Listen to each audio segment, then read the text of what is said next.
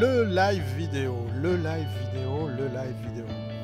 Mais est-ce que le live vidéo peut m'aider dans ma communication? C'est la question du jour de ce Carcast.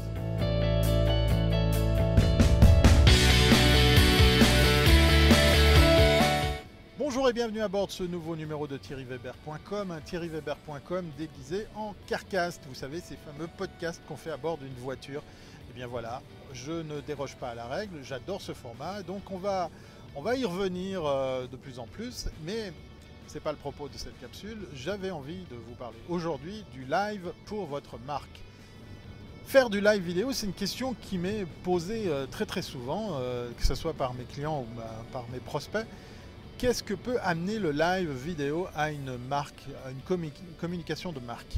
Bien déjà, la première chose tout de suite qui me vient à l'esprit, pourquoi il vous faut faire du live? Bien parce qu'en fait, c'est le truc du moment. Alors, Dieu sait que j'ai pas envie de parler de mode, hein, vous savez que je n'aime pas ce genre de choses, mais force est de constater que le live maintenant fait partie intégrante des modes de communication. Je ne vais pas vous parler des exemples de la Chine qui a une multitude de contenus en live qui permettent même à certains internautes de gagner leur vie avec ça. On va parler plutôt de l'usage du live pour votre communication autour de votre marque. Alors quand je vous dis que c'est le truc du moment, c'est parce qu'en fait, il y a beaucoup de choses qui montrent que le live a plus de chances que d'autres contenus. Déjà, le live, c'est très souvent en vidéo. Oui, la vidéo, je ne le répéterai jamais assez, est le médium par excellence qui accroche, qui crée de l'intérêt, qui crée de l'interaction, qui crée de l'engagement, mais qui permet aussi de capter l'attention de vos internautes. On ne va pas revenir sur l'exemple de l'autoplay sur Facebook, hein, quand vous vous baladez dans votre flux d'informations, quand vous regardez tout ce qui se passe sur Facebook, eh bien oui, vous vous faites avoir, comme nous tous, à compulser une vidéo qui a démarré sans même que vous ayez appuyé sur play. Voilà un des moteurs forts que propose Facebook avec des vidéos. Si je voulais vous convaincre à faire du live, c'est que pour le live, là aussi Facebook a tout mis en place pour vous aider à booster vos contenus. Faites l'exemple, hein. J'étais assez tenté de le faire avant cette capsule, avant de produire cet enregistrement, cette capsule, c'était de faire un live. Et si vous le faites au travers de votre profil Facebook, il y a fort à parier que toute votre communauté, en quelques secondes, va être au courant que « Ah tiens, il y a Thierry Weber qui est en live sur Facebook ». Voilà, comme une alerte qui passe même par-dessus n'importe quel contenu, voilà, un peu à l'image de l'agenda qui vient de s'afficher sur mon smartphone.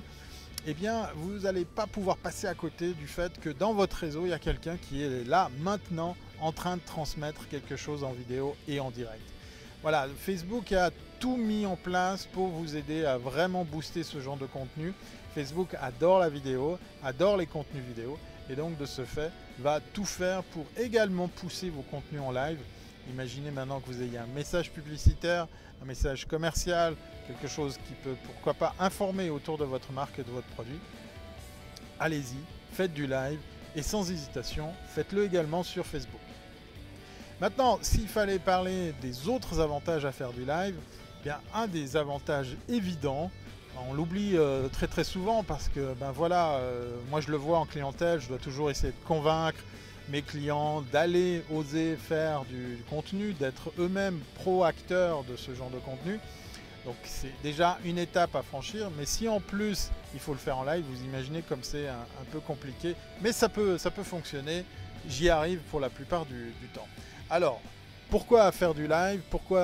Quel avantage j'en aurais par rapport à ces craintes que je pourrais avoir par rapport à simplement m'exposer? Eh bien, prenez le lead de simplement vous exposer autour de votre marque, et le live vidéo a cet avantage qui est que vous enclenchez, vous êtes en direct, vous interagissez si effectivement vous avez ouvert la possibilité aux internautes d'interagir avec des commentaires, et puis quand vous avez terminé, vous coupez et c'est fini.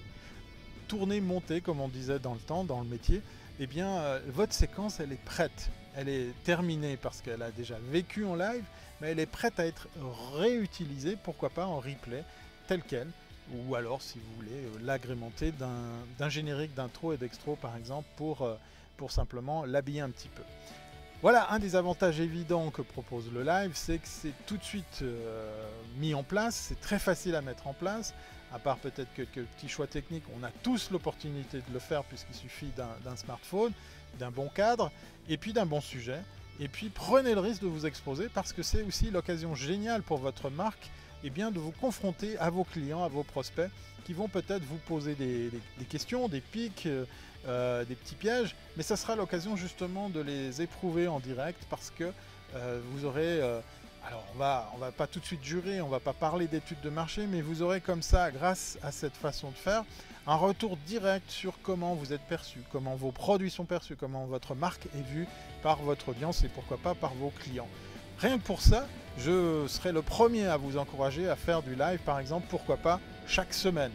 Ça serait l'occasion, par exemple, de faire quelque chose de suivi dans le temps, avec une stratégie, avec quelque chose qui mériterait, par exemple, d'être planifié, d'être organisé, pour pouvoir avoir un rendez-vous régulier qui vous permettra d'ailleurs de développer votre audience. Voilà un des avantages évidents. J'en parle en connaissance de cause, puisque ça fait maintenant plus d'une année et quelques, presque une année et demie que je suis en direct tous les lundis matins à 11 h. Eh bien, j'ai mon audience, j'ai mes habitués, j'ai mes personnes qui viennent me retrouver, qui viennent me poser des questions, qui viennent co-animer, pourquoi pas, le live, mais pourquoi pas aussi rameuter du monde, puisqu'ils se sentent, intéressés, impliqués par ma démarche. Et ça, c'est tout à fait transposable pour une marque également.